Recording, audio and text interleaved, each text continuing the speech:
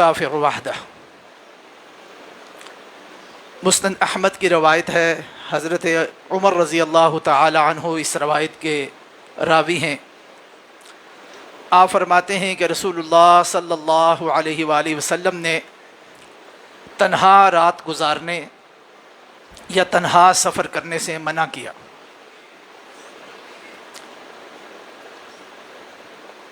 دین اسلام نے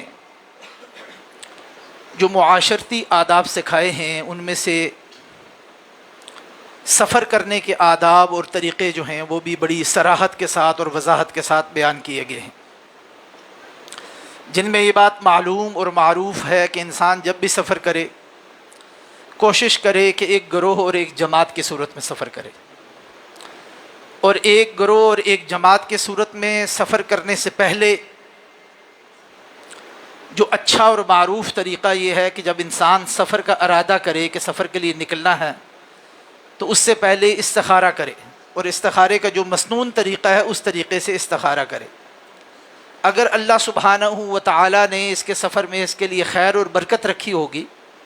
تو استخارے کی دعا میں وہ اپنے لیے یہ خیر اور برکت طلب کرے گا، اور اگر اس سفر میں اس کے لیے کوئی مشکل یا خیر و برکت کے برعکس کوئی چیز ہوگی تو استخارے کی دعا میں وہ اللہ سبحانہ و تعالی سے اس سے بچنے کی دعا کرے گا، اور پھر اللہ کے معاملہ سپرد کرتے ہوئے یہ کہے گا کہ یا اللہ جو معاملہ خیر والا ہے وہ میرے ساتھ کر لے، اور جو شر والا ہے اس سے مجھے بچا لے اور اس پر مجھے راضی کر دے، اس کو مجھے کافی کر دے۔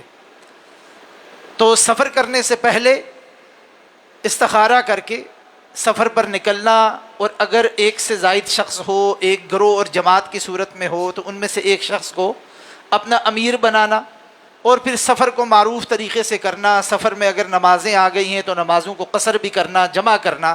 رسول اللہ صلی اللہ علیہ وآلہ وسلم کے بیان کردہ طریقوں کے مطابق سفر کو ایسے کرنا چاہیے۔ رات کو سفر کرنے کے حوالے سے ایک سے زائد احادیث میں بنیادی طور پر اس چیز کو مستحسن اور پسندیدہ قرار نہیں دیا گیا۔ اصولی طور پر یہ یاد رکھیں کہ رات کو سفر کیا جا سکتا ہے، یعنی اس کی مطلق ممانعت نہیں ہے۔ یہ نہیں کہا گیا کہ رات کو سفر نہیں کیا جا سکتا، اس سے روکا نہیں گیا، لیکن اس چیز کو پسندیدہ نہیں قرار دیا گیا کہ ایک شخص جو ہے وہ رات کو اندھیرے میں سفر کرے اور رات اکیلی گزارے۔ یہ حدیث مبارکہ جو حضرت عمر رضی اللہ تعالی عنہ سے ہے، اس میں وہ واضح طور پہ کہتے ہیں کہ رسول اللہ صلی اللہ علیہ وسلم نے تنہا رات گزارنے یا تنہا سفر کرنے سے منع کیا ہے۔ یعنی اس کی ایک واضح صورت تو یہ اور وجہ یہ ہو سکتی ہے کہ جب انسان تنہا ہوتا ہے تو اس کے خطرات لاحق ہوتے ہیں، خاص طور پہ آپ صلی اللہ علیہ وآلہ وسلم کے زمانے میں جب کہ سڑکیں یا آمد و رفت اور مواصلات کے معاملات اس انداز میں نہیں ہوتے تھے جو آج سہولتیں ہمارے پاس موجود ہیں۔ اس تناظر میں بھی اور آج جب کہ سہولتیں ہمارے پاس موجود ہیں اس کے باوجود ہم اکثر اوقات یہ بات سنتے ہیں، دیکھتے ہیں، پڑھتے ہیں کہ لوگ رات کو تنہا سفر پہ نکلے اور گاڑی چلا رہا شخص اور اکیلا تھا اور آنکھ لگ گئی اور حادثات کا شکار ہو گئے۔ عمومی طور پر یہ چیزیں دیکھنے کو ملتی ہیں۔ یا کوئی شخص اکیلا تھا، کسی جگہ سفر کر رہا تھا، پڑاؤ ہوا، قیام کیا اور اس کے ساتھ کوئی واردات ہو گئی۔ تو یہ ساری خطرات جو ہیں جو اس زمانے میں کسی اور صورت میں ممکن تھے، آج شکلیں بدل بدل کر دیگر صورتوں میں آج بھی یہ خطرات لاحق ہیں۔ اس لیے بنیادی اصول اور طریقہ یہی ہے کہ انسان رات کو اکیلا سفر کرنے سے گریز کرے، اور کسی دوسری جگہ پر بھی، کسی اجنبی جگہ پر بھی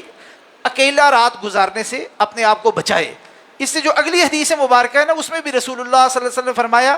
جتنا میں اکیلے سفر کی برائیوں اس کے متعلق جانتا ہوں، یعنی آپ صلی اللہ علیہ وسلم نے فرمایا کہ آپ کو جتنا احساس تھا کہ اکیلے سفر کرنے سے انسان کس قسم کی برائیوں کا شکار ہو سکتا ہے، کس قسم کے خطرات کا شکار ہو سکتا ہے، تو آپ نے فرمایا اگر یہ معاملہ لوگوں کو بھی پتہ لگ جائے، ان کے پاس بھی اسی طرح کی جانکاری آ جائے، اسی طرح کی انفارمیشن آ جائے، یہ بات ان کو بھی اسی طرح معلوم ہو جائے جس طرح مجھے پتہ ہے، تو آپ صلی اللہ علیہ وسلم نے فرمایا کوئی سوار رات کو سفر کرے ہی نہ، خود ہی چھوڑ دے۔ جب انسان کو احساس ہو جائے کہ آگے خطرہ ہے، میرے دین کو خطرہ ہے، میری ذات کو خطرہ ہے، میری جان کو خطرہ ہے، تو پھر تو کوئی شخص، معقول شخص سفر نہیں کرے گا نا۔ تو آپ صلی اللہ علیہ وسلم نے یہاں تک یہ بات بتلائی ہے۔ تو بلا وجہ جب کہ انسان کے لیے دن کو سفر کرنا یا روشنی میں سفر کرنا یا ایک جماعت کے ساتھ سفر کرنا ممکن ہو، تو بغیر کسی وجہ کے اس کو عادت اپنا لینا، بسا اوقات یہ ہوتا ہے کہ انسان کسی مجبوری کا شکار ہوتا ہے، کوئی ہنگامی حالت کا شکار ہوتا ہے، اس لیے آپ صلی اللہ علیہ وسلم نے اس کی ممانعت نہیں فرمائی لیکن وعید فرمائی ہے، ڈرایا ہے اس بات سے۔ یہاں سے ایک اور اصول بھی پتہ چلتا ہے، وہ اصول یہ ہے کہ تنہائی کا اصول، کیونکہ آپ صلی اللہ علیہ وسلم نے تنہا رات گزارنے، تنہا سفر کرنے سے منع کیا ہے، تو یہ جو تنہائی کا اصول ہے نا، دین اسلام میں کچھ معاملات ایسے ہیں جس میں تنہائی مطلوب ہے اور اچھی چیز ہے۔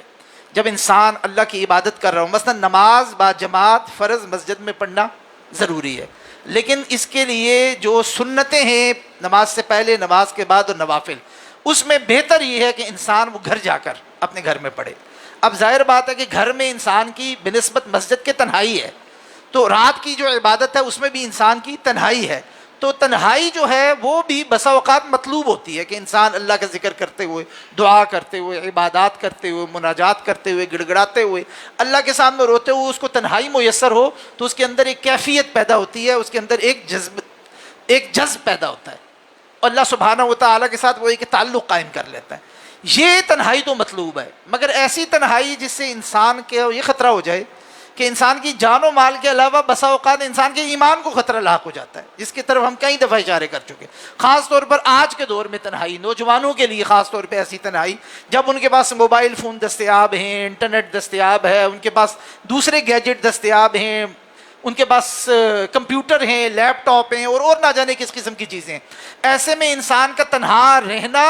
اور تنہا زندگی بسر کرنے کا وتیرہ اختیار کر لینا، عادت اپنا لینا، اس بات کا شدید احتمال ہوتا ہے کہ انسان اپنے ایمان کو خراب کر لے گا، اپنے ایمان کو برباد کر لے گا، شیطان اس پر ایسے مسلط ہوگا یا شیطان اس سے وہ حرکتیں کروا دے گا جو شاید اگر وہ لوگوں کے ساتھ ہے، ایمانی کیفیت میں ہے، اچھے لوگوں کے ساتھ اٹھتا بیٹھتا ہے تو تنہائی میں جا کر وہ چیزوں کا ارتکاب کر لے گا، لیکن اگر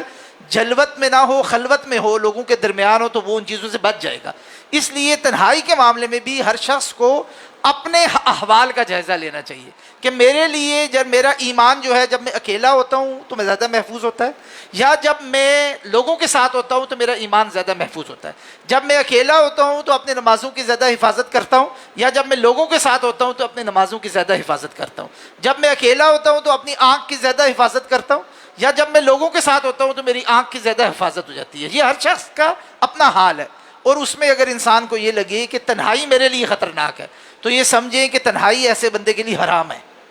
اس لیے کہ اگر تنہائی میں انسان کا دین، ایمان، اللہ کی قائم کی ہوئی حدود کو انسان پامال کرتا ہے تو ایسی تنہائی انسان کے لیے حرام ہے، ایسی تنہائی سے انسان کو بھاگنا چاہیے، اور ایسی تنہائی انسان کو میسر آ جائے تو اس کو بلا وجہ اپنا گھر، اپنا کمرہ، اپنی جگہ مقام چھوڑ کر اس کو لوگوں کے درمیان جا کے بیٹھنا چاہیے، بلا وجہ اس کو لوگوں کے درمیان رہنا چاہیے، اس بات کا اہتمام کرنا چاہیے کہ اگر گھر والے کہیں کہ نہیں آپ گھر میں اکیلے رہے، انہیں کہ نہیں میں آپ کے ساتھ جاؤں گا، کسی وجہ سے وہ چھوڑ کے جائیں، انہیں کہ چلے میں یہاں سے باہر نکل کے کسی گلی محلے میں بیٹھ جاؤں گا، بہتر یہ ہے کہ میں مسجد میں کسی کے ساتھ بیٹھ جاؤں گا۔ مگر تنہائی سے اگر انسان کا اپنا تجربہ یہ ہے کہ میں تنہائی کے دوران وہ حرکتیں کر بیٹھتا ہوں جو میں بسا اوقات خود بھی پسند نہیں کرتا اور کوشش کرتا ہوں کہ ان کو چھوڑوں، مگر تنہائی میسر آتی ہے اور انسان اس کا شکار ہو جاتا ہے۔ اس لیے آج کے دور میں جلوت اور خلوت کے جو قدیم علماء اور اسلاف کے ہاں جو احکامات ہوتے ہیں نا، وہ اس طرح لاگو نہیں ہوتے، وہاں ہمیشہ سے یہ تھا کہ جلوت مطلوب نہیں ہے، خلوت مطلوب ہے، لیکن آج اس کے برعکس ہو گیا ہے، آج جلوت عام لوگوں کے لیے مطلوب نہیں ہے، بلکہ خلوت مطلوب نہیں ہے بلکہ جلوت مطلوب ہے، تاکہ لوگوں کے ساتھ رہے تو انسان اپنے آپ کو محفوظ کرے گا، اپنے ایمان کو بھی محفوظ کرے گا۔ اللہ سبحانہ و تعالیٰ سے دعا ہے کہ وہ ان احادیث کو سمجھ کر عمل کرنے کی بھی توفیق عطا فرمائے۔ سبحانک اللہم و بحمدک، اشہد ان لا الہ الا انت، سبحانک، استغفرک و اتوب الیک۔